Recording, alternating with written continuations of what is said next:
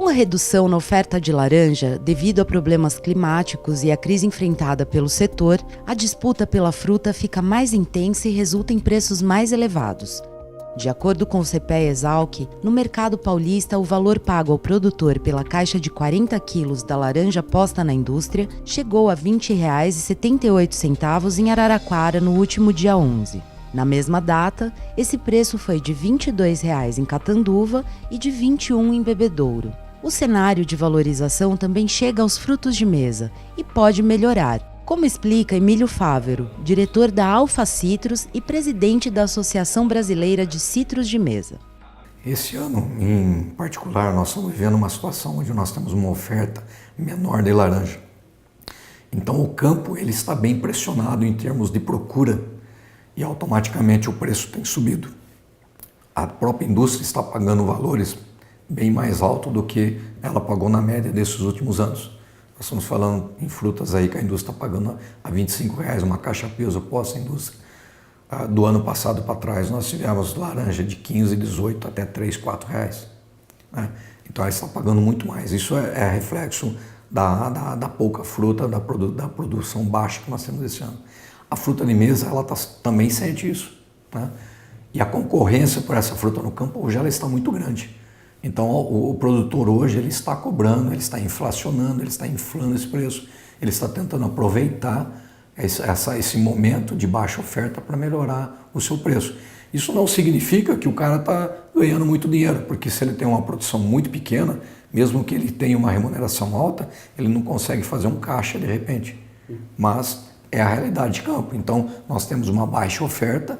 Então o campo ele sofre uma concorrência maior por essa fruta, automaticamente sobe o preço.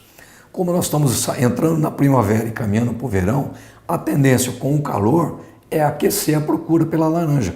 Automaticamente deve aquecer mais ainda a procura no campo. Consequentemente, nós vamos ter mais aumentos de preço no campo. E isso vai refletir no varejo em aumento de preço também. Acredito eu que esse cenário vá pelo menos até fevereiro do ano que vem.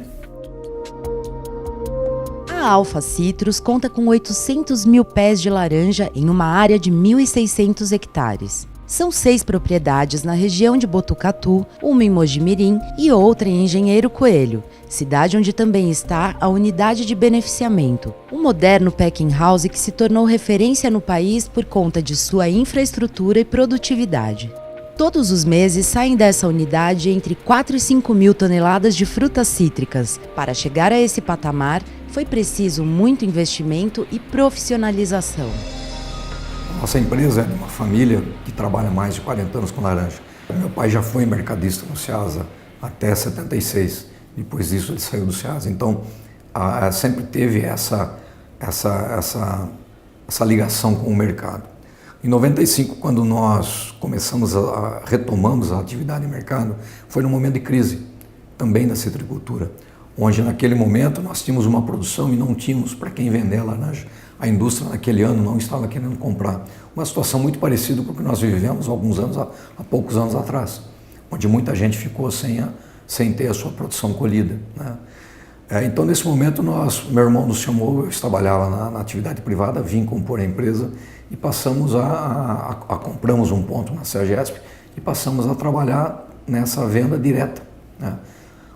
Porque isso é importante, quem é produtor, é importante ele ter um segmento, ele ter aonde vender. Né?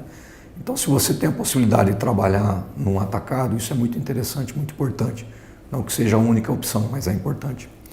Então, a partir daí, a gente começou a conhecer um mercado novo, porque até então, basicamente, toda a produção era voltada para a indústria, o plantio era voltado para a indústria, as variedades eram voltadas para a indústria, e nós tínhamos poucas variedades de mercado. Naquela época, praticamente só a laranja-lima e a poncã, que era vendida para mercadistas.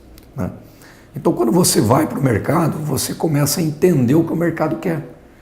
Você começa a ver o que os teus concorrentes estavam fazendo. Então, a gente começou esse aprendizado de ver a nossa concorrência, os outros produtores, outros citricultores que têm muitas famílias nas citriculturas, que têm um histórico de produção de venda em Ceasas. A gente começa a olhar o que eles produzem, a qualidade que eles têm. Então, a partir daí, a gente começou também a repensar os nossos negócios. Nós vimos que havia necessidade de aumentar o nosso mix, aumentar a nossa variedade. Nós vimos com a necessidade de aumentar o tempo da nossa fruta no mercado, ou seja, quanto mais tempo possível eu puder ter a minha própria fruta, isso era melhor para nós. Então isso nos obrigou a começar, de um lado, a investir em novas áreas, em novas horas de plantio, pensando nessas variedades, pensando nessa longevidade da fruta. Então aí começou a se desenvolver tudo que tem dentro da pesquisa, com cavalos, com porta-enxertos diferentes, com áreas diferentes, com variedades diferentes, para que a gente pudesse alongar isso, porque a gente viu que isso era bom por fluxo de caixa para o negócio da empresa. E aí você vai aprendendo também com o mercado, né? Qual é a fruta para feira, qual é a fruta para varejão, qual é a fruta para supermercado, os vários níveis de supermercados, as regiões onde cada um atua, que tem uma necessidade diferente. Nós começamos pagando para alguém embalar para a gente, depois mudamos para um outro packing também que era pago, até que a gente mudou para um outro packing onde a gente passou a nós arrendarmos e termos o controle da produção, para que a gente pudesse fazer como a gente queria.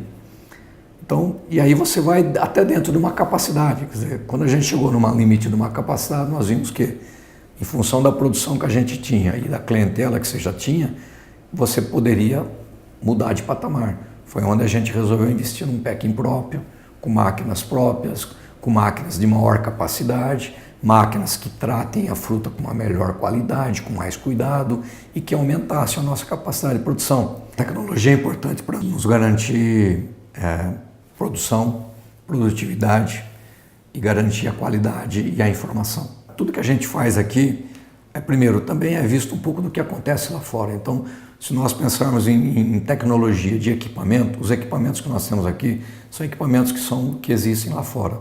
Então, em termos de produção, os equipamentos que nós temos aqui é o que tem lá na Espanha, é o que tem nos Estados Unidos, similar a tudo isso. Então, vamos dizer, nós estamos up to date em termos de tecnologia de beneficiamento de embalagem.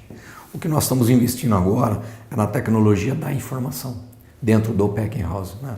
Então, hoje, o que nós estamos? Nós estamos num trabalho, num processo de implantação de uma ferramenta que vai nos acompanhar desde a hora que a fruta chega no packing até a fruta, a hora que ela sai para o cliente.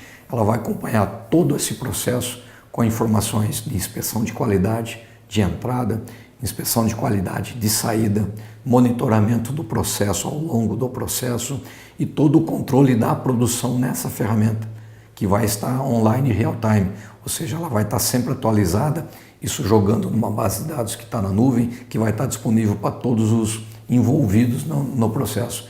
A ideia é que eu chegue a um ponto de que a minha inspeção de qualidade de saída possa ser usada pelo meu cliente como inspeção de qualidade de entrada dele, se ele usar uma ferramenta igual a que eu tenho, e poder avaliar, e aí a gente vê o que acontece de diferente nesse meio do caminho ou não.